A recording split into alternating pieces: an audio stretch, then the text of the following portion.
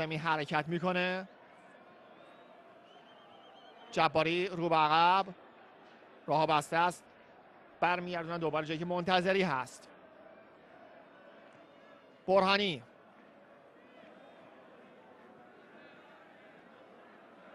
یک بار دیگه خود آرش پاس میده و حرکت میکنه، صاحب توپ هم میشه، زیبا کار میکنه آرش برهانی. سان برای دروازه، موقعیت و توی دروازه هوار حساب کار رو 1-0 میکنه روی کار قشنگ آرش برهانی و سانتر فوق‌العاده‌ای که برای دروازه انجام داد.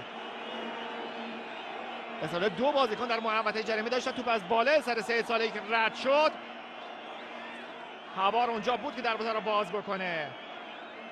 این مثلث تهاجمی استقلال نتیجه میده کارش.